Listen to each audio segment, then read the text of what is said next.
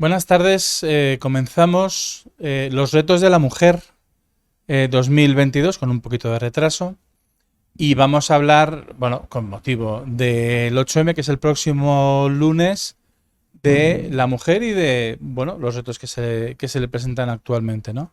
Para eso vamos a hablar de la ideología feminista, vamos a hablar también de la violencia en casa. María Blanco va a responder a la pregunta de si existe el feminismo del siglo XXI, pero antes de eso tenemos a José Luis Palacios Gómez, que es sociólogo, licenciado en Políticas y Sociología por la Universidad Complutense, profesor, autor de numerosos libros y entre ellos La encuesta sociológica, una herramienta informativa para la gestión local.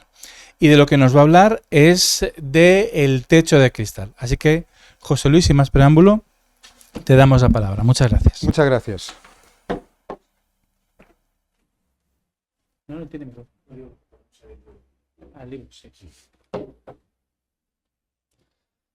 Bueno, antes que nada, quería agradecer al Instituto Juan de Mariana la oportunidad de dirigirme a ustedes y contarles los resultados de una investigación que realicé hace un par de años y que publiqué en una revista científica del área, que tiene como objeto la tematización del techo de cristal. De hecho, el título de esta conferencia o ponencia es Techo de cristal o suelo de granito, precisamente porque entendemos que los resultados logrados con esta investigación permitían tematizar la tesis del techo de cristal. Bien, sin más dilación, porque vamos un poco retrasados, abordar en primer lugar el concepto de techo de cristal para evitar una polisemia indeseable. Vamos a concretar, al menos según mi interpretación, qué es el techo de cristal. El techo de cristal es una especie de barrera intangible que impide que las personas de un grupo, que puede ser desde una ciudad, un segmento ocupacional, una sociedad entera, alcancen las más altas posiciones en un orden social. Originalmente el concepto se acuñó, lo acuñó Morrison y sus colaboradores ya al finales de los 80 para referirse a las mujeres. Es decir, el techo de cristal sería esa barrera intangible, invisible, que tienen las mujeres en general para alcanzar las más altas posiciones jerárquicas en un orden social. Posteriormente lo han desarrollado muchos otros autores, entre otros Powell y Butterfield, que lo popularizaron en los 90, y como digo, se suele emplear para señalar esa limitación al acceso de posiciones más elevadas, que también puede entenderse que no solo son de orden jerárquico, es decir, relativas al poder, a la estructura de poder, sino también al prestigio y a la propiedad, que es las bases o los fundamentos, en definitiva, de la estratificación social, tal y como la enunciaron, por ejemplo, Lipset y Bendix, entre muchísimos otros. Afecta a las mujeres, si las afecta, por el mero hecho de ser mujeres, es decir, al margen de sus otras características, competencias, rasgos, etcétera, etcétera. Es decir, es una barrera, es un impedimento de progreso que tiene como fundamento principal el hecho de que pertenecen al sexo femenino. Hay dos indicadores fundamentales que nos pueden dar noticia de la existencia de este techo de cristal. Una de ellas es la tasa de mujeres en puestos gerenciales y de dirección, y la otra la brecha salarial, eventualmente relacionadas ambas cuestiones, ambos fenómenos, toda vez que una posición elevada en la escala de la jerarquía del poder puede correlacionar con una posición elevada o no en la jerarquía de la renta y viceversa. Las personas que tienen más renta tienen más facilidades para alcanzar puestos elevados en la jerarquía del poder y viceversa. El concepto ampliado de techo de cristal que menciono aquí y con el que yo he trabajado es el que se refiere no solo a la jerarquía del poder, no solo al impedimento o dificultad de alcanzar posiciones altas en esa jerarquía, sino a todos los otros réditos derivados de las posiciones altas o bajas en un orden, una estructura social. Hay un hecho irrefutable que aquí señalo, que es que las tasas medias de las mujeres en posiciones elevadas en las jerarquías organizacionales y sus salarios medios son inferiores a los de los hombres, por supuesto en general y en promedio. Según datos del 19, que yo recabé probablemente ahora estarán muy próximos a estos que aquí menciono, que yo recabé en el 19, es que aproximadamente un 16% de las mujeres están ocupando puestos de alta dirección, un 30 y tantos por ciento, 32, 35% ocupan puestos gerenciales, y la brecha salarial puede oscilar entre un 14 y un 10%, 14% cuando yo la medí, y 10% según las últimas estimaciones a las que yo he podido tener acceso. En la administración pública, según el Instituto Nacional de Estadística, esas tasas y esa brecha salarial estarían en torno al 39-40% y al 8% para el caso de los empleados públicos.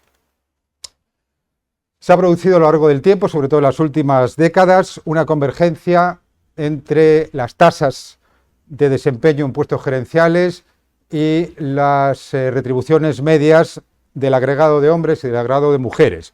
Se ha producido una convergencia sin perjuicio de que en los últimos tiempos parece que se ha detenido la convergencia y se han alcanzado unos gaps, unos diferenciales que no se reducen a medida que pasa el tiempo. Habrían alcanzado, por así decir, una tasa natural, concepto que se emplea en otras disciplinas para señalar ese punto que se debe, digamos, a condiciones naturales y no a otros factores exógenos. Se suele explicar estos gaps, estos diferenciales de tasas de alto desempeño y retributivos en virtud del género. Esa se llama la hipótesis del género con carácter general y no a un patrón, a una pauta motivacional y electiva distinta en hombres y en mujeres.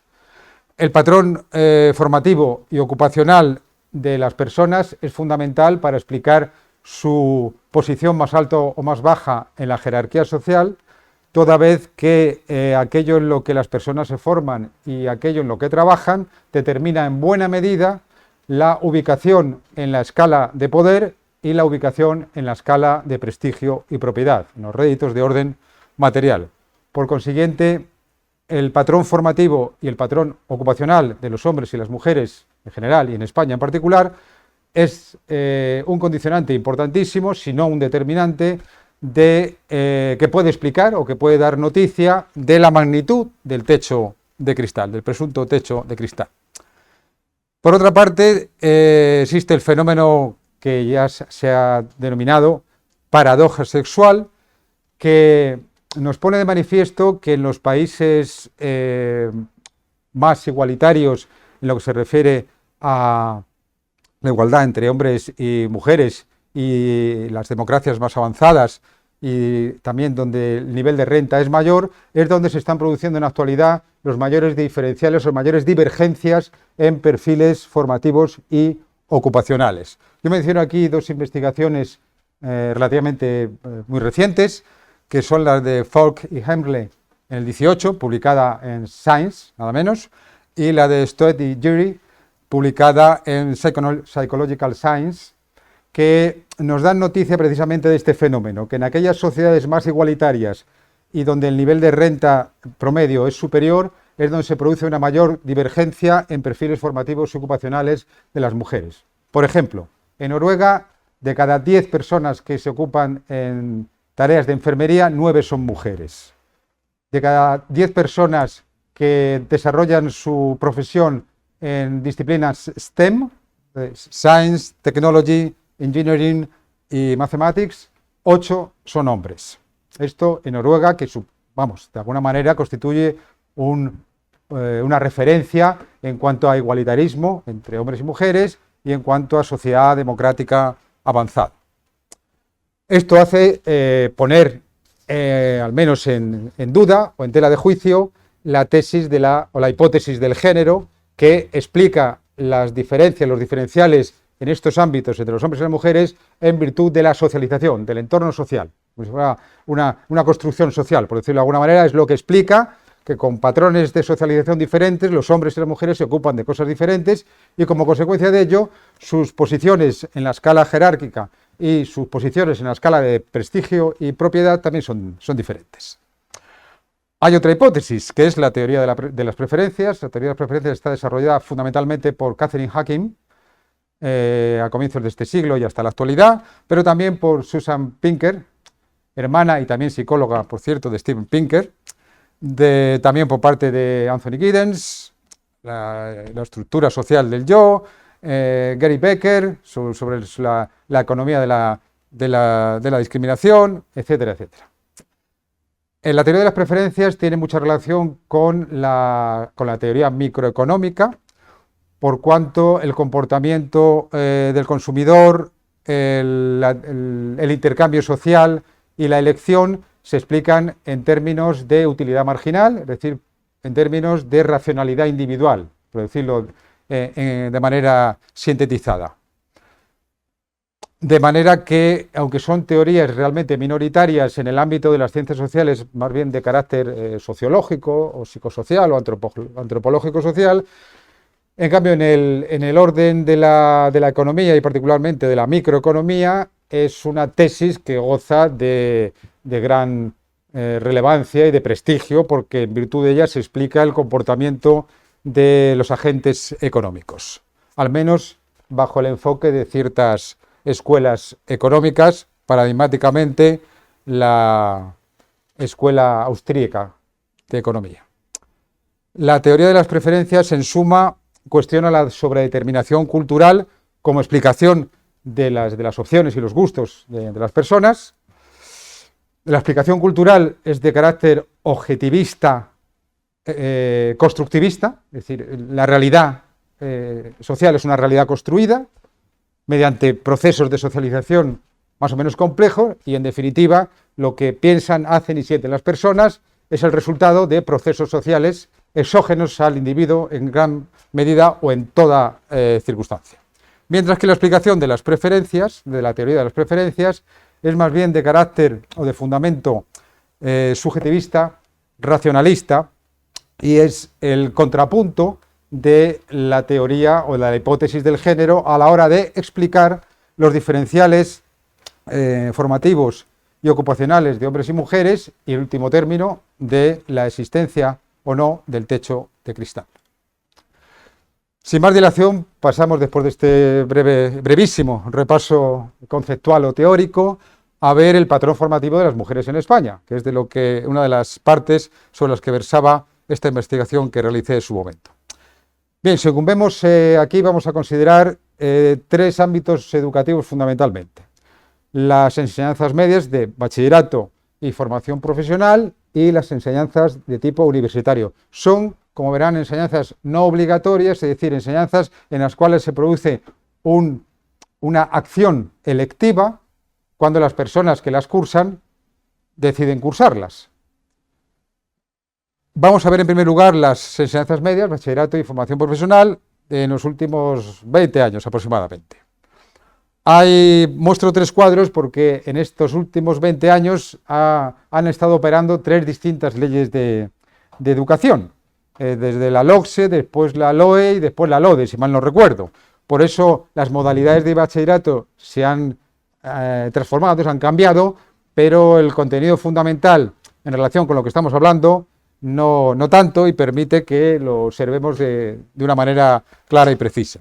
En el primer periodo, que contempla 9 años, si no he contado mal, que va desde el curso 1999 al curso 2007-2008, vemos que hay 4 modalidades de bachillerato.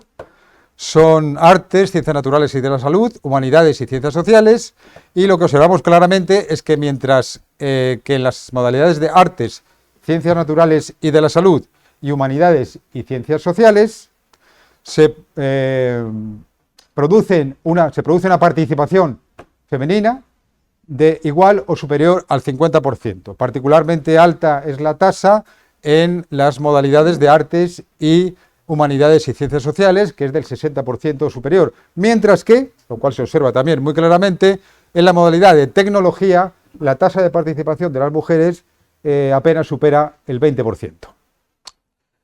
En el siguiente panorama de modalidades formativas de bachillerato, auspiciada por la nueva ley, la Ley Orgánica de Educación, vemos que hay 4 modalidades que son algo distintas. La principal transformación que se ha producido es que desaparece tecnología como tal y se subsume dentro de la modalidad de ciencias.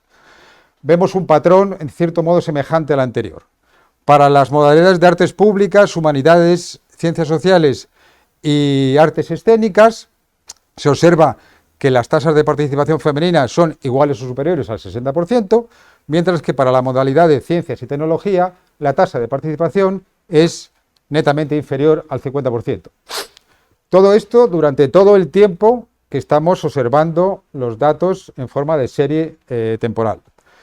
Finalmente, para los cursos 2015-2016 y 2017-2018, que son de los últimos de los que recabé información, aunque la consulta que he hecho recientemente en las páginas del Ministerio de Educación y Formación Profesional arrojan tasas semejantes a estas que pueden ver aquí para los últimos 3 cursos que se proyectan en esta diapositiva. Se observa claramente que mientras que la modalidad de ciencias, que ahí se subsume implícitamente tecnología, la tasa de participación sigue siendo inferior al 50%, en las otras 2 modalidades es del 60% aproximadamente o superior. Este es un cuadro que pone de manifiesto otra perspectiva de las tasas de participación. Los cuadros en los gráficos anteriores estaban contrastando la tasa de participación de las mujeres con la tasa de participación de los varones, de tal modo que si las mujeres participaban un 40%, eso quería decir que los varones participaban en un 60%. Estos cuadros lo que ponen de relieve es los porcentajes o tasas de mujeres que participan o que eligen estas modalidades sobre el total de mujeres que cursan estos estudios. Por eso son tasas, les he denominado tasas relativas. Bien, aquí hay mucho número, como voy un poco deprisa y el tiempo se nos agota, voy a destacar fundamentalmente que en la modalidad de tecnología, que es la que tiene en la última columna de la derecha, los contrastes son considerablemente acusados, mientras que en el curso 99-2000, de cada 100 mujeres que cursaban el bachillerato, solo 4,08 lo hacían en la modalidad de tecnología, lo hacían 21,12 varones. El promedio de esos 9 años es el que pueden ver ahí, 3,6 mujeres de cada 100 frente a 17,2 hombres de cada 100.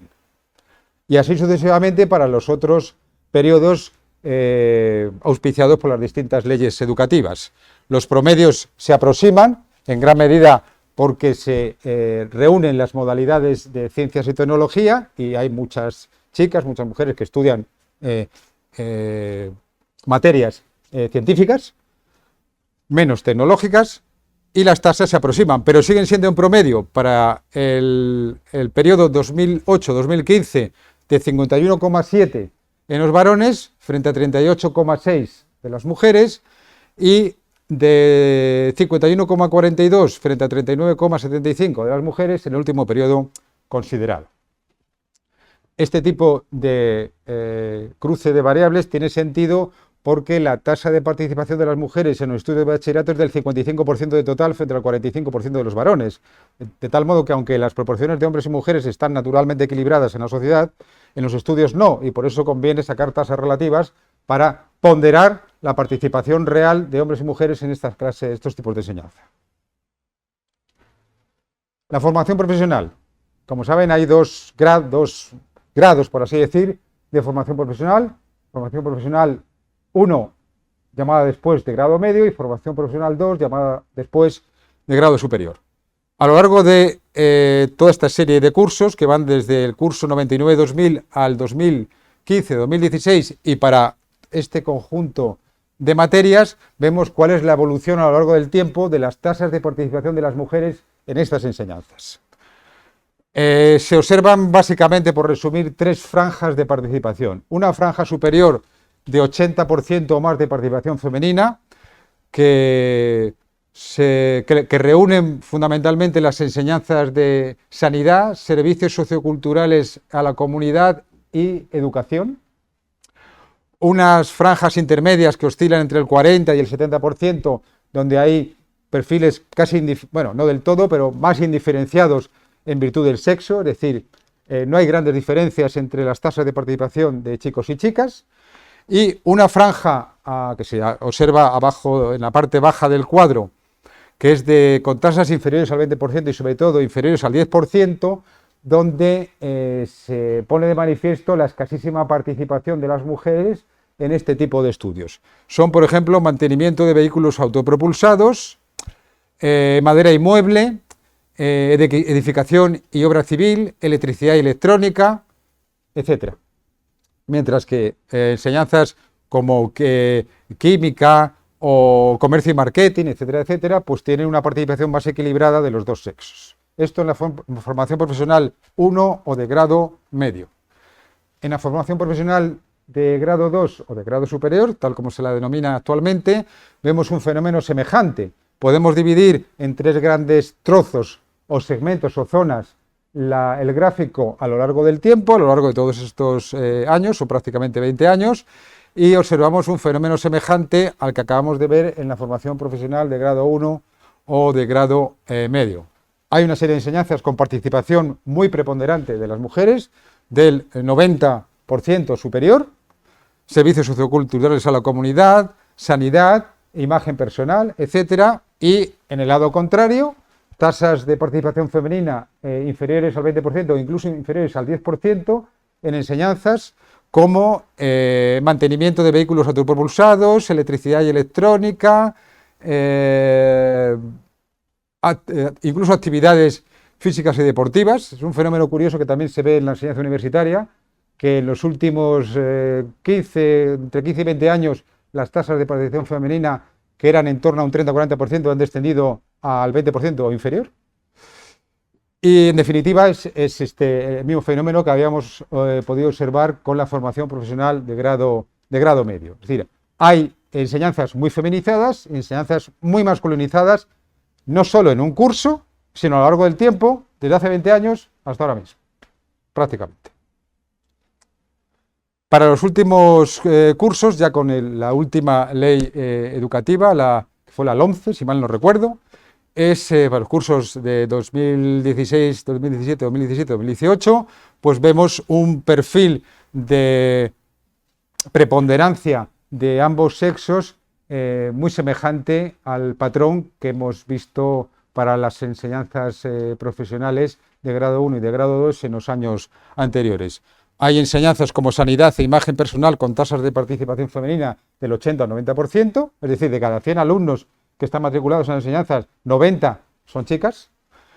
Y contrariamente, hay enseñanzas como transporte marítimo y mantenimiento de vehículos, energía y agua, electricidad electrónica, fabricación mecánica, donde las tasas de participación femenina pues son inferiores al 20%, incluso inferiores al 10%. Es decir, de cada 100 matriculados en estas enseñanzas, apenas 8, 10, 15 son mujeres.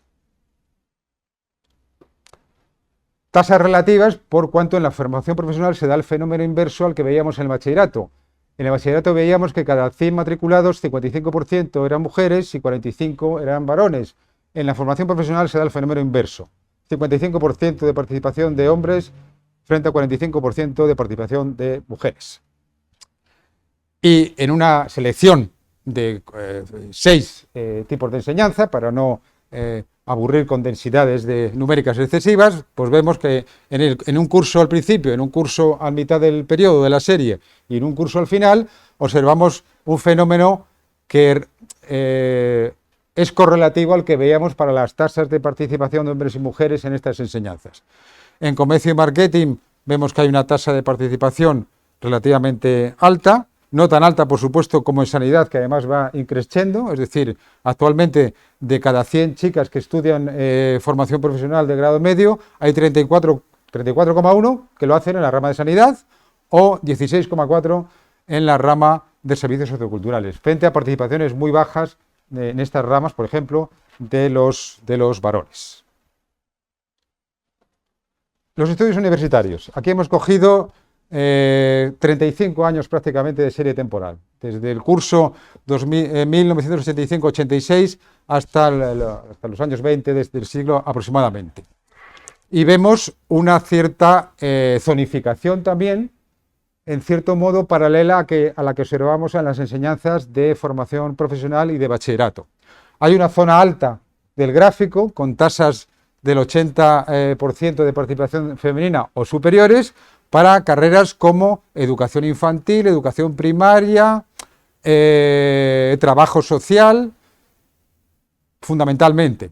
Hay una franja intermedia con participación también muy alta de las mujeres, por ejemplo, en lenguas modernas o en bellas artes, una franja con participación en torno al 50% con carreras como administración y dirección de empresas o ciencias químicas, y después vemos una franja en que se observa en la parte baja del gráfico con tasas de participación femeninas del 30% o inferior en carreras como ciencias de la actividad física y el deporte, ingeniería de telecomunicaciones o ingeniería industrial, y en general en todas las ingenierías, como puede apreciarse en este gráfico.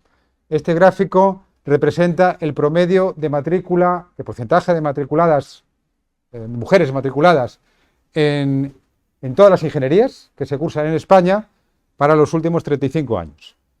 Se observa claramente que se produce un crecimiento exponencial desde el año 85 hasta aproximadamente principios de siglo, pasando de una tasa del 10% a una tasa cercana al 30%, ahí se detiene, parece alcanzarse una especie de tasa natural, y a partir de ahí, en los últimos 20 años, la tasa de mujeres participantes en los estudios de ingeniería de toda clase no supera el 30%.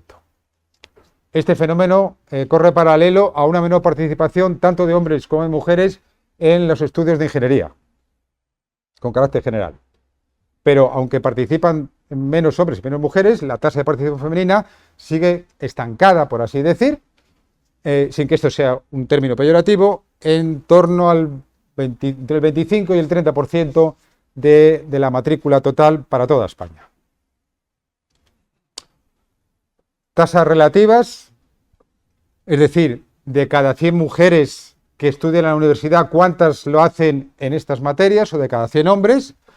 Y he destacado con franjas, pues con las franjas que son como de un color crema aproximadamente, aquellas carreras o grados en los que la tasa de participación femenina es mucho mayor que la tasa de participación masculina. Así, por ejemplo, para el curso 2016-2017, por no perdernos en muchas más cifras, si cada 100 mujeres matriculadas en la universidad, 5,9 lo hacía en educación infantil, solo lo hacían 0,5 hombres.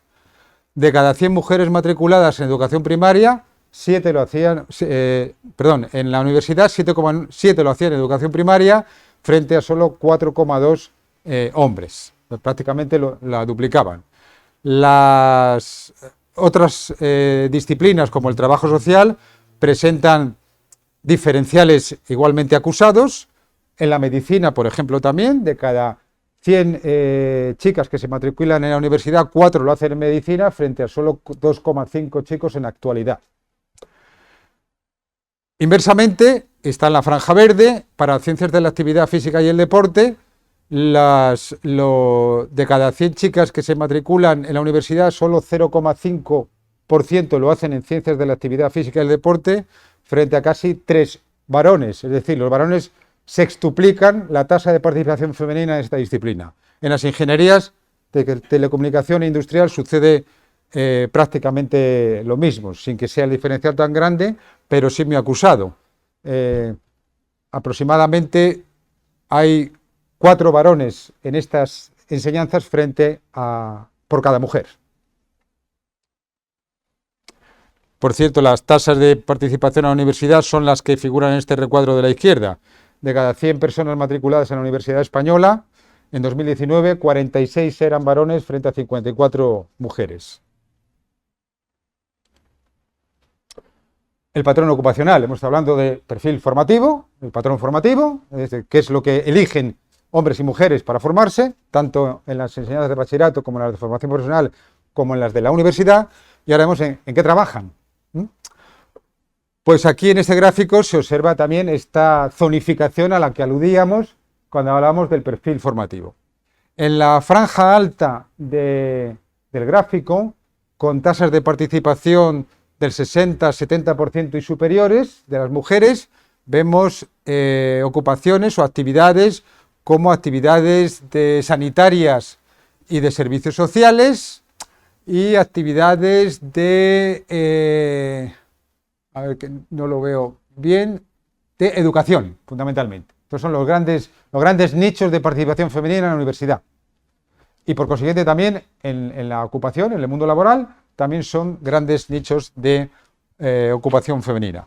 Hay una serie de ocupaciones que están en la franja intermedia del gráfico, tal como puede apreciarse, donde las tasas de participación femenina están más equilibradas con las masculinas, y vemos también en la parte baja del gráfico otra franja con tasas de participación femenina de en torno al 10% o inferiores para ocupaciones como pueden ser, lo veo mal desde acá, así que voy a acudir a mi propio gráfico.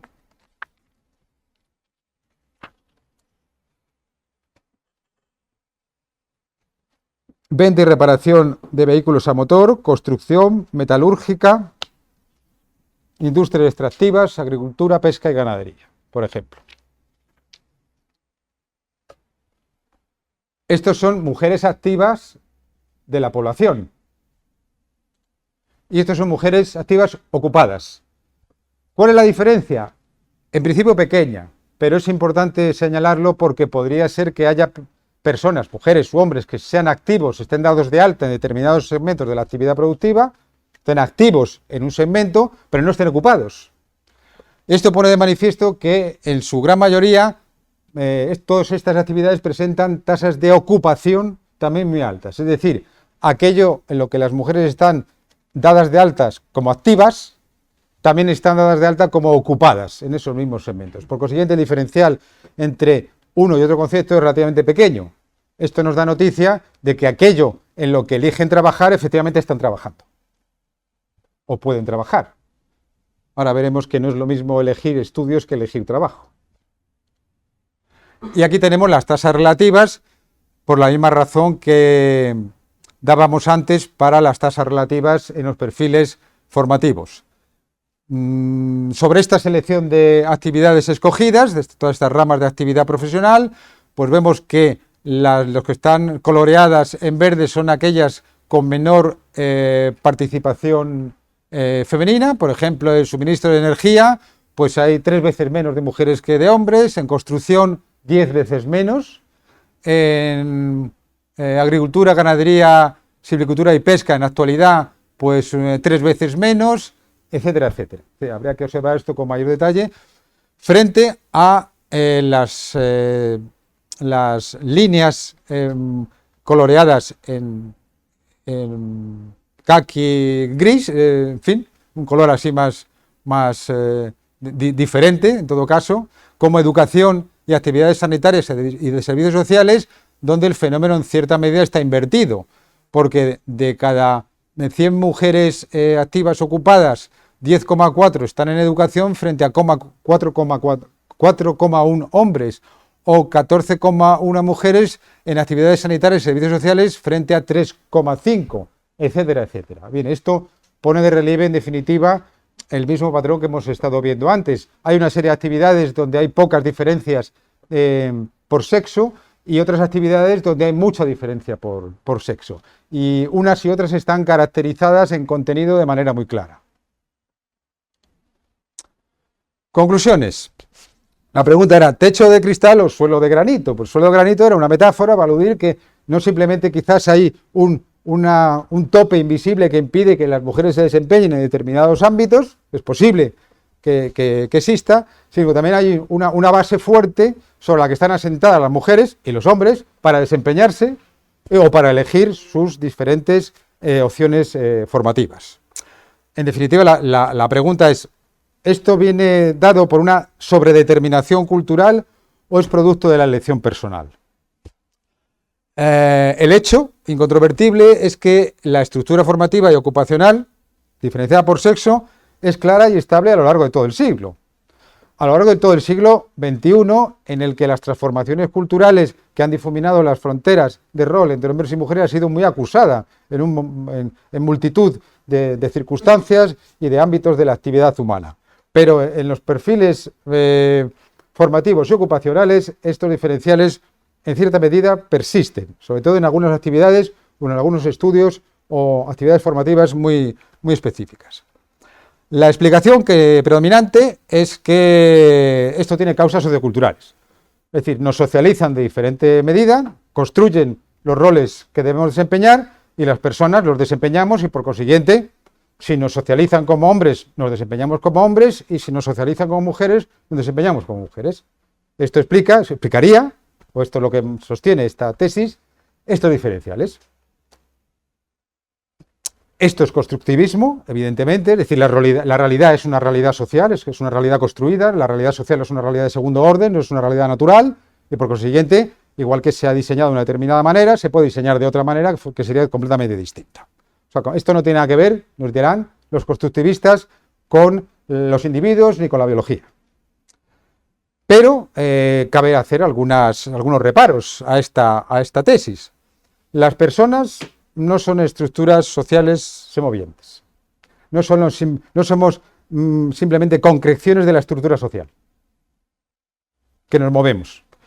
Porque si fuéramos así, seríamos todos clones, seríamos todos iguales, en definitiva. Tanto hombres como mujeres.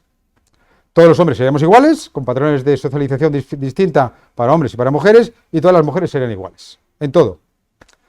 Las personas no son réplicas de un troquel, porque si lo fueran, el cambio social sería imposible. No evolucionaríamos, no habría un procesamiento a través del individuo, de los inputs de la sociedad y viceversa, en ese proceso que también describieron Berger y Luhmann en la celebérrima La construcción social de la realidad, obra capital del constructivismo donde las haya, sobre la que hice mi tesis doctoral de sociología, dicho sea de paso.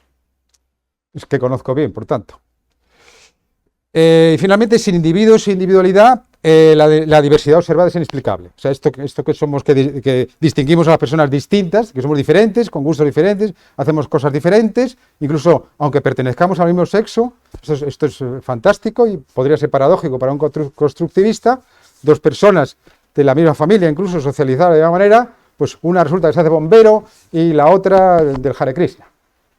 Esto es una cosa fantástica, maravillosa para un constructivista, porque según la tesis gruesa del constructivismo, esto no debería producirse. Por tanto, yo tendería a pensar que existe un cierto grado de autonomía en las personas para explicar la diversidad, el cambio social, el propio conocimiento científico, que si no sería imposible, si no hay pensamiento autónomo no puede haber descubrimiento de nada, y para las mismas ciencias sociales como saber reflexivo, porque las ciencias sociales en definitiva es el hombre y la mujer mirándose a sí mismos, digamos. Decía Peter Berger que las ciencias sociales sufren y gozan de la paradoja de alguien que tiene que empujar el mismo coche que está conduciendo. Bueno, esto tampoco sería posible si fuéramos simples réplicas de un troquel. Por consiguiente, habrá que aceptar cierto grado de autonomía, es decir, habrá que aceptar que existen individuos. Si esto se acepta, habría que seguir que las personas, en cierta medida, lo que hacen las personas, como no sabemos muy bien lo que piensan y lo que sienten, pero lo que hacen sí. Por lo menos los sociólogos sí sabemos lo que hacen. Es fruto, en cierta medida, de sus preferencias, sobre todo en sociedades democráticas avanzadas, en las que la libertad de actuación, la libertad de elección, la libertad de trabajo, etcétera, por lo menos se presupone. Lo que se elige como formación, más, naturalmente, porque está menos sujeto a restricciones estructurales y ambientales que el mundo del trabajo, menos en el mundo del trabajo, porque uno puede querer desempeñarse como médico, pero no tener la capacidad o no tener plaza una vez que sea médico, mientras que cualquiera puede estudiar, en principio, el bachillerato de ciencias de la naturaleza, con solo que sus papás le dejen. O sea, hay mucha mayor libertad de elección formativa que libertad ocupacional, pero creo que no es por nada que hay una cierta correspondencia entre el patrón formativo y el patrón ocupacional. El comportamiento de las personas, el comportamiento social puede explicarse solo en términos sociológicos. La realidad se construye socialmente, somos estructuras sociales andantes, o en términos policausales, es decir, sobre fundamentos biopsicosociales. La teoría de las preferencias es la hipótesis alternativa de la hipótesis del género, que es constructivista. Y nos dice que la conducta es el resultado de un proceso intencional y ponderado de elecciones y opciones de las personas que sopesan gustos, intereses y capacidades. Es decir, hay una autopercepción también no solo de lo que me gusta, de lo que quiero, sino de lo que soy capaz de hacer. Es cierto que la racionalidad, homus rationalis de la microeconomía, está condicionado, lo han señalado tanto los propios economistas como los psicólogos económicos, que está condicionada que es limitada, lo de Herbert Simon, que la racionalidad es limitada, cuando elegimos o hacemos cosas no utilizamos un proceso de cálculo en sentido estricto, está condicionada por las normas sociales y también por las emociones. Tanto la psicología como la sociología de las emociones ha trabajado este campo y ha llegado a conclusiones en este sentido que parecen irrefutables. Y no es estrictamente técnico-científica. Cuando decidimos hacer cosas, no lo hacemos mediante procesos estrictamente de cálculo racional. Esto lo han señalado tanto David Kahneman, Pensar deprisa, pensar despacio, como Thaler, con su psicología económica. Pero la conducta, por otra parte, no es un mero automatismo generado por pautas de socialización. Hay infinidad de pruebas de la psicología evolutiva y diferencial, de las neurociencias, de la etología humana, de las neurociencias y de la psicología, sobre todo la psicología evolutiva, como digo. Todas estas pruebas pasan desapercibidas para la inmensa mayoría de los científicos sociales, de una forma sorprendente. Para los científicos de estas otras disciplinas, todas estas cuestiones son indiscutibles porque las han probado empíricamente con cientos o miles de investigaciones. Incluso hay... Bien, no voy a detenerme en los ejemplos, pero hay una bibliografía abundantísima a este respecto. Alguna de ellas la doy en mi artículo, cuya referencia les daré ahora, por si les interesa. Y la conclusión en definitiva es que el sexo importa, opera y repercute sobre las actitudes, las aptitudes y el comportamiento de las personas. El determinismo sociológico desdeña esto, como digo, en muy gran medida. Hay muy pocos sociólogos que acepten los hallazgos de las neurociencias, por ejemplo. Para la mayor parte de los sociólogos la realidad se construye socialmente y ya está. Y no hay más que hablar. Y el problema que encuentran es por qué todas las actividades humanas no se reparten al 50% cuando tomamos el criterio del sexo. De ahí todas las políticas públicas que alientan muchos actores sociales, muchos actores políticos, para que estas proporciones sean exactamente iguales. Esto presenta una debilidad, que es la debilidad del enfoque sociológico, se puede sustanciar en muchos campos de estudio. En la cuestión del liderazgo, hay infinidad de estudios sobre el liderazgo femenino que llegan a dos conclusiones antagónicas. Unas dicen que la forma de dirigir de las mujeres es totalmente diferente y por eso lo hacen mejor, y otras dicen que lo hacen exactamente igual que los hombres y por eso lo hacen mejor. Una de las dos cosas es mentira, probablemente. La cuestión de la exclusión ambiental, se nos dice, claro, si es cierto que sí, las mujeres o los hombres pueden elegir aquellos estudios o aquellas ocupaciones que les parecen más convenientes, pero cuando llegan a ciertos entornos se ven excluidos de alguna manera porque, por decirlo con palabras llanas, si yo, Juanita, llego a un sitio donde todos se llaman Pedro o Juan, de alguna forma me siento excluida porque me siento un bicho raro, soy la única mujer que hay allí. Entonces eso de alguna manera a las chicas, a las mujeres en general, pues las retrotrae, amilana, por decirlo de alguna manera, amilana su participación en estos ámbitos masculinizados. Y claro, ¿cómo va a haber mujeres en campos como la construcción si son todos hombres? Bueno, eso mismo, es decir, de campos masculinizados sucedía hace 40 o 50 años con la judicatura o la medicina o la química, y ahora actualmente la mayor parte de las personas que participan o se desempeñan en esos dos campos son mujeres. Actualmente en España aproximadamente, no solo la mayoría de los estudiantes de medicina son mujeres, sino que la mayoría de los médicos son mujeres. El 55% de los colegiados en España son mujeres. Hace 40 años no había apenas médicos mujeres. Por consiguiente, la tesis de la exclusión ambiental parece un tanto débil, al menos para ciertas ocupaciones. La cuestión de la paradoja sexual. ¿Cuál es la paradoja sexual? Que está sobre todo puesta de manifiesto muy claramente en los países nórdicos. En los países nórdicos, como señalaba al principio, que son el paradigma de la igualdad sexual y en sociedades democráticas avanzadas y de alto nivel de renta, pues es donde se están observando en la actualidad las mayores divergencias en los perfiles formativos ocupacionales en virtud del sexo. Parece que esto debilita el enfoque o la tesis sociologista. La cuestión de la hipótesis de la gran variabilidad masculina, que bueno, hay que tenerla en cuenta en el sentido de que parece haberse demostrado que casi todos los rasgos o características de los seres humanos arrojan una distribución normal, una gaussiana, una distribución de Gauss. Se concentran en su gran mayoría las personas en el rango, en el registro intermedio, con colas más o menos largas. Pues bien, las colas de las distribuciones masculinas son más largas que las de las mujeres. Las mujeres están, digamos, más concentradas, presentan menor varianza en sus puntuaciones en cualquier registro, mientras que los hombres presentan mayores varianzas, es decir, hay más casos extremos. Esto, algunos investigadores han señalado que podría explicar hasta cierto punto, no solo porque hay más tontos masculinos y más listos masculinos que las mujeres, que están más concentradas en torno a un parámetro central de inteligencia, sino que en el extremo derecho de las grandes capacidades hay más hombres y por consiguiente sus desempeños son más sobresalientes. Pero la cantidad de hombres que están en las franjas de las colas de las distribuciones de cualquier rasgo de desempeño son demasiado estrechas como para explicar los diferenciales que acabamos de ver tanto en los patrones formativos como en los patrones ocupacionales. Por consiguiente, esto puede ser un elemento que contribuye a explicar los diferenciales, pero desde luego no es el elemento que los explica. Hay diferencias cognitivas que están probadas experimentalmente. Antes mencionaba las neurociencias, hay muchísima investigación sobre este asunto. Incluso hay libros o textos que hablan de cerebro femenino y cerebro masculino. Parece ser que en lo que es el rasgo que llaman los especialistas inteligencia general no hay diferencias por sexo, mientras que las inteligencias especiales sí que muestran diferenciales apreciables, diríamos. Y eso podría explicar también, pues, cierta parte de la varianza que observamos en esos diferenciales formativos y ocupacionales.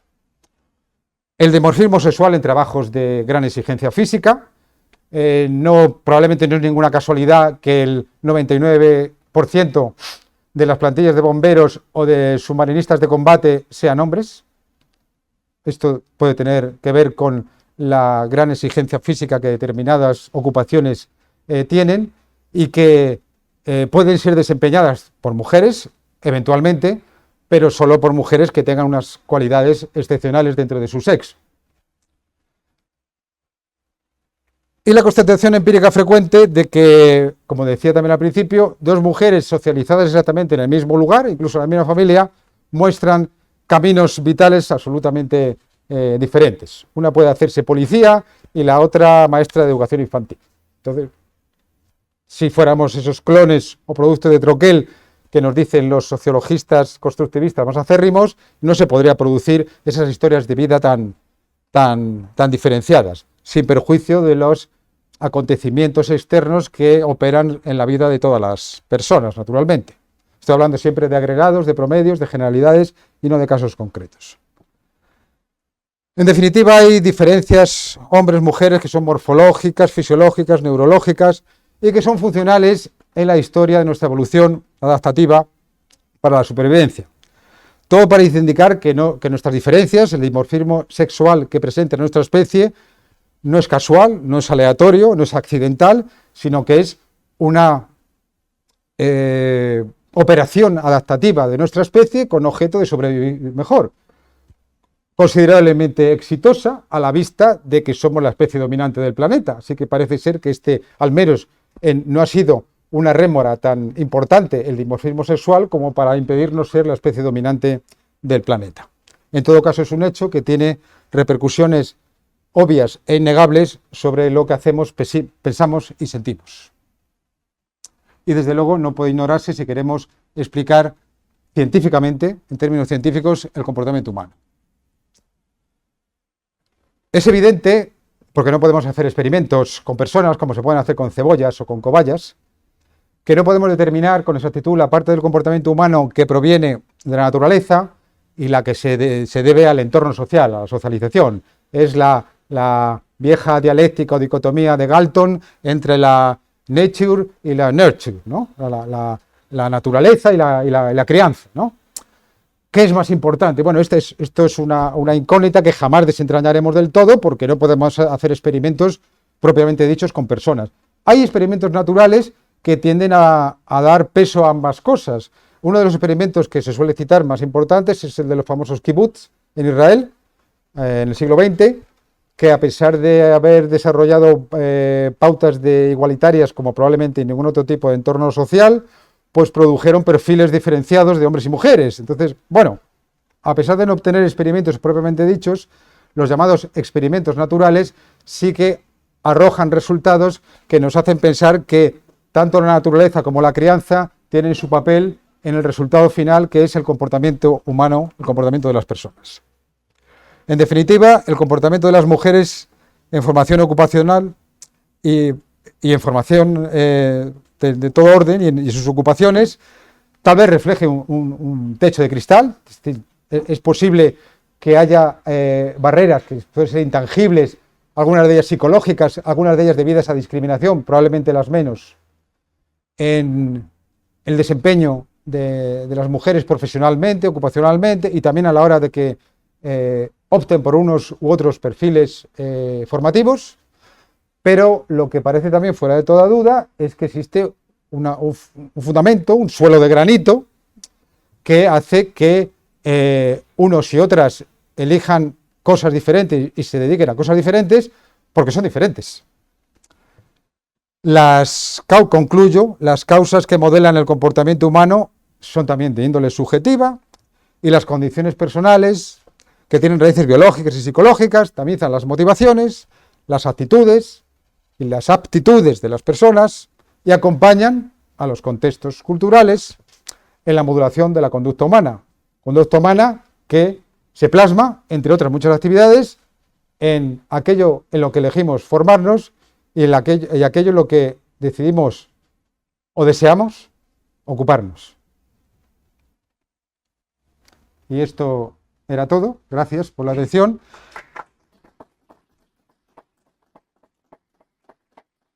Gracias. Como les avanzaba al principio, los resultados de esta investigación que he sintetizado en esta conferencia, están publicados en este artículo en la revista de Ciencias Sociales Barataria. Están a su disposición en Internet, en formato electrónico, y los muy cafeteros pueden consultarlos si lo desean, para ver con mayor detalle los datos que aquí he expuesto y mi argumentación. Y ahora, si hubiera algún tiempo, pues comentaríamos alguna cosa o respondo a alguna duda o pregunta que quieran hacer. Bueno, muchísimas gracias. La verdad es que hemos empezado tarde y yo no sé si hay alguna pregunta rápida en la sala. Si no, yo creo que podemos pasar a la siguiente mesa, en la que vamos a hablar sobre feminismo en términos ideológicos.